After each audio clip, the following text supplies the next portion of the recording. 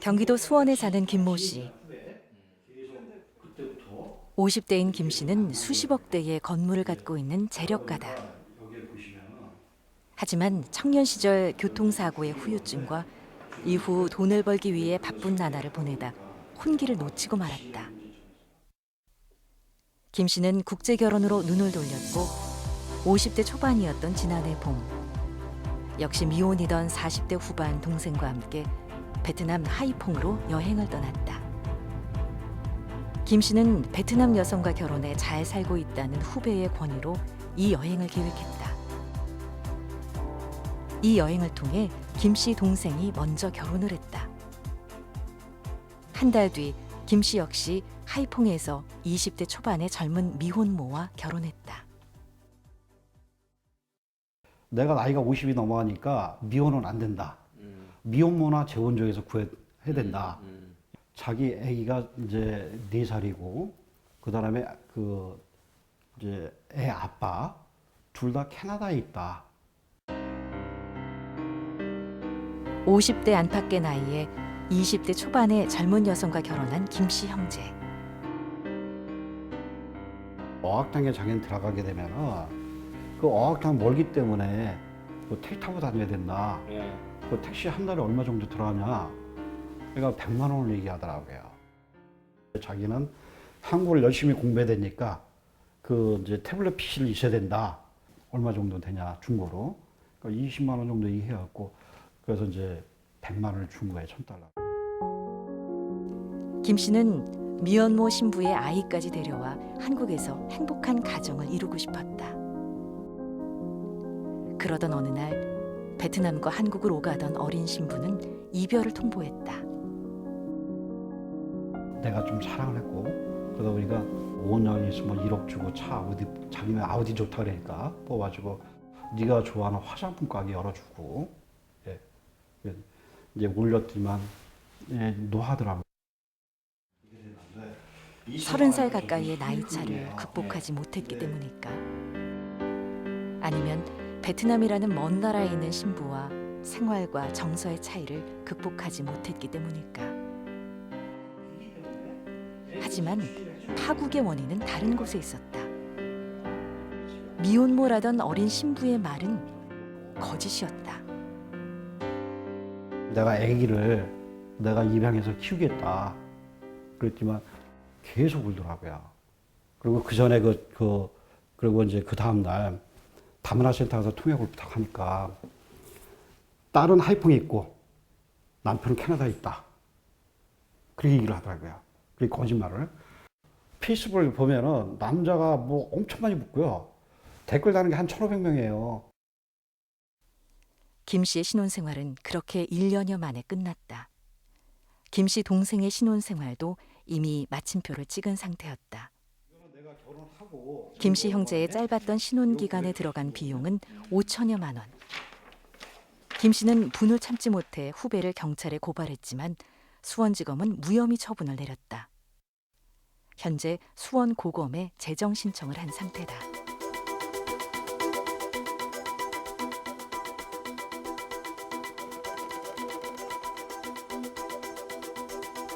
소방공무원 이모 씨. 40대 초반이었던 지난 2016년 12월 결혼정보업체 홈페이지에서 마음에 드는 여성을 찾게 됐다. 여성을 만나기 위해 결혼정보업체의 알선으로 키르기스스탄으로 떠났다. 그런데 현지에 도착하자 결혼중개업체는 자신이 선택한 여성이 아닌 다른 여성을 권유하는 이해할 수 없는 태도를 취했다. 며칠 실랑이를 벌인 끝에 자신이 선택했던 그 여성을 만날 수 있었다. 이 여성은 자신보다 19살 어렸다. 저 같은 경우에 뭐 이렇게 집단으로 뭐 수십 명을 세워놓고 고르는 걸 싫어해가지고 일단 그 여자만 만나기로 하고 2016년 12월에 키르기즈스탄을 간 거지요. 근데 그 여자는 이틀 동안 안 보여주는 거예요. 결국 한 120만 원 정도를 주고 여자를 만나게 됐죠. 처음에 만나기로 한 여자를.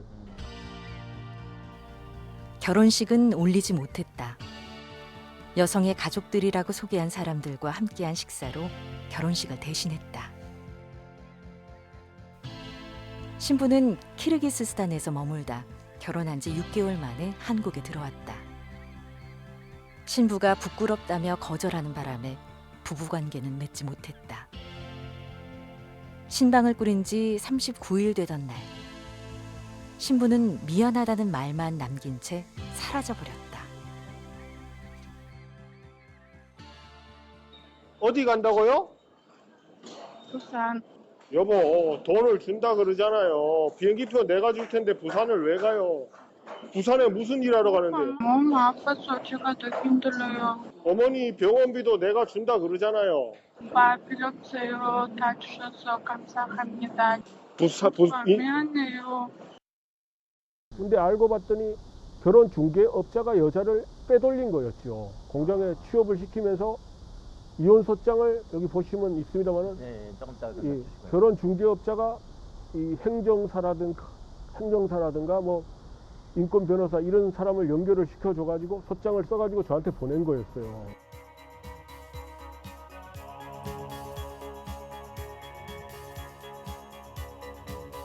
경기도 광주시 경안동 한국이주노동센터. 지난 2013년 7월 한국인 남성과 결혼했던 캄보디아 출신의 피는 매주일 이곳에서 다른 이주민들과 함께 예배를 드린다.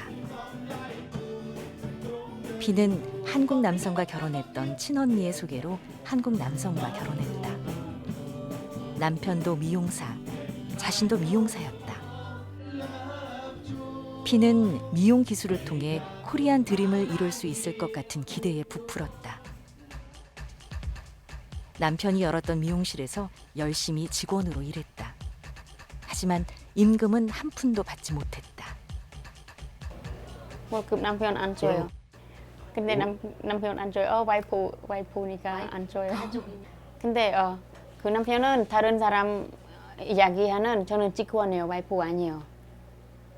피는 아이를 가졌었지만 강제로 낙태 수술을 2차례나 받아야 했다. 근데 아기 검사 아니에요. 저는 의자에 잤어. 그냥 잤어 몰라요. 병원 무슨 약 주사해서 몰라요. 근데 일어났어요. 의사님, 제 아기 괜찮아요. 다 유산했어요. 핀과 결혼했으면서도 한국 여성, 캄보디아 여성들과 사귀고 있던 남편. 결국 핀과는 별거 생활을 했지만 남편은 핀에 대한 부당한 요구를 계속했다. 남편이 핀의 비자 연장 문제를 좌지우지할 수 있었기 때문이었다. 돈 남편 빌려면 100만 원, 70만 원 계속 매달 보내주셨어요. 남편 về để ao lối nắng ở thay chùa ham sen thay bậc lực. 게다가 남편은 핀도 모르게 법원에 이혼 서류를 접수했다. 많이 아파요. 많이 아팠어요. 안 가고 싶어요. 한국에 살고 싶어요. 올해 7월 달까지예요. 근데 저 몰라요. 남편은 혼자 이혼해서 저는 몰라요. 연장하러 가니까 이혼해 이혼해서 방법이 없어요. 잘못된 만남으로 갈라서는 국제결혼 부부. 지난해 국제결혼을 한 부부의 이혼은 10,000건이 넘었다. 물론 국제결혼이 모두 비극으로 끝나는 것은 아니다.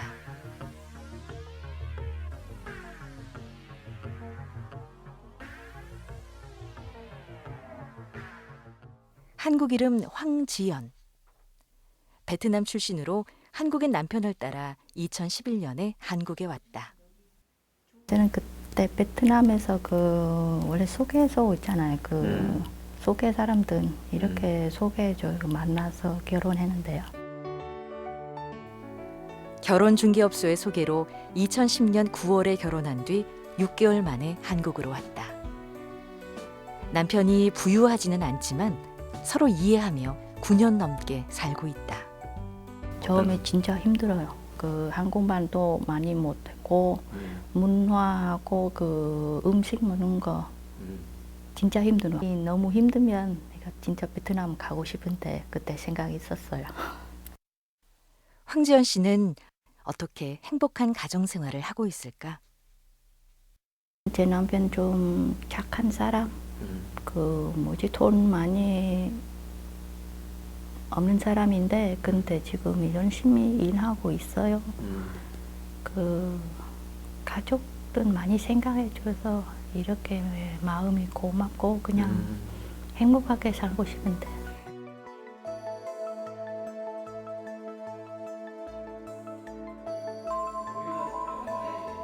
경기도 부천시 경기 글로벌 센터. 우크라이나 수도 키예프 출신의 유다는 귀화 시험을 보기 위해 경기 글로벌 센터에서 열심히 공부하고 있다. 인천에 사는 유다는 부천으로 한국어 공부를 하러 온다. 유다는 인천의 한 대학에서 유학 생활을 하던 중 한국 남성과 결혼했던 친구의 소개로 2007년 현재의 남편을 만났다. 그때 엄마가 충격 받으셨죠. 그냥 좀 반대하셨어요.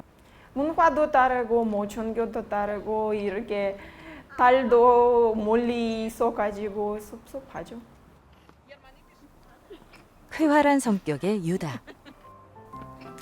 부모의 극심한 반대에도 불구하고 한국인 남성과 만나 행복한 가정 생활을 유지할 수 있었던 것은 아마 쾌활한 성격이 한 몫을 했을지도 모른다. 하고 싶은 얘기 있으면 그냥 그 얘기 나오면 바로 얘기해요, 남편은. 불만도 막 해버려요. 그냥 남편을 잘 만났어요. 서로 그냥 이해하고 도와주고 배려하고 존경하고 이렇게 살아요.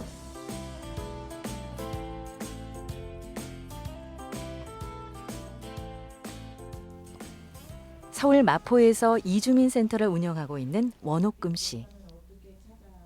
베트남의 건설 현장에 파견 나왔던 한국 남성의 프로포즈를 받고 1997년에 결혼했다.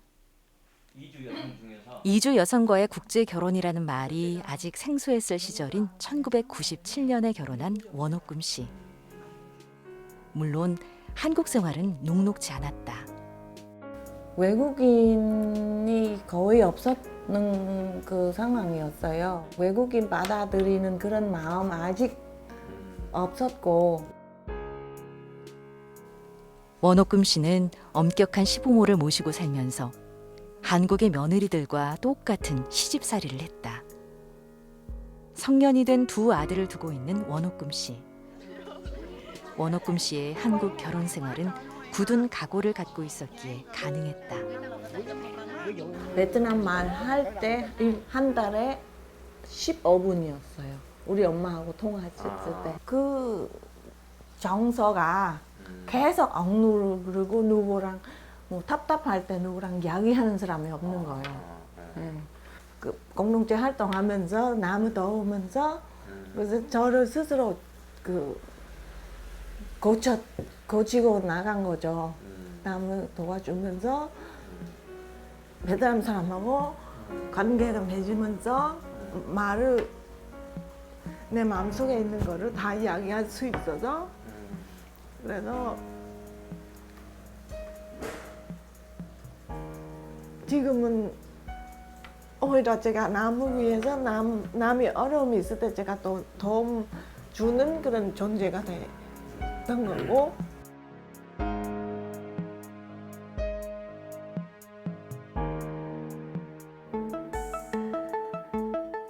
지난해 우리나라의 전체 혼인 건수는 25만 7,600건.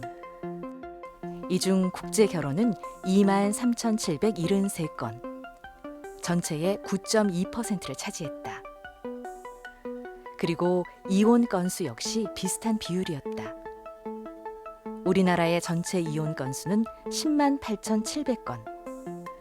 이 중 국제 결혼 가정의 이혼 건수는 12,054건으로 9.4%였다. 국제 결혼이라고 해서 실패할 가능성이 높다고 할 수 없는 수치다.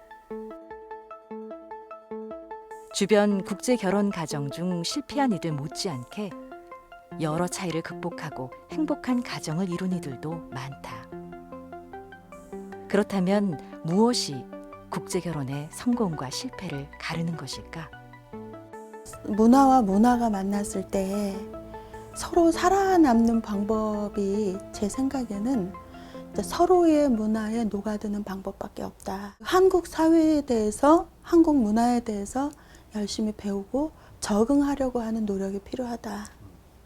반대로 한국인 가정의 가족들 또 배우자라든가 이런 분들은 반대로 상대방의 문화에 대해서 또는 언어에 대해서 습관에 대해서 존중하고 또 배우려고 하는 그런 노력이 국제 결혼은 결혼 당사자만의 문제가 아니라 우리 사회의 문제이기도 하다. 사회에 도움이 필요하다는 얘기다. 이주민 사역자들은 특히 교회의 역할을 강조한다. 교회가 이 다문화 가정들을 끌어안고 그들을 하나님 안에서의 한 가족으로 여기고 그리고 그들이 지금 어떤 문제를 갖고 있는지 고민이 무엇인지를 듣고 그들을 대변하는 역할도 해주고 또 실제적으로 그들의 필요를 채워주는 역할을 우리 교회가 해야 된다. 최근 우리 사회 결혼 커플 10쌍 중 1쌍이 국제 결혼인 것이 현실. 그들이 행복한 가정을 꾸리고 그 자녀들도 혹시 모를 부당한 차별에 놓이지 않도록 하기 위한 사회의 준비가 필요하다. 만남에서부터 정착, 갈등 해결과 자녀 돌봄 등 모든 과정에 사회적 역할이 필요하다. 그 역할을 교회가 함께하고 응원한다면 그들에게 큰 힘이 돼줄 수 있을 것이다.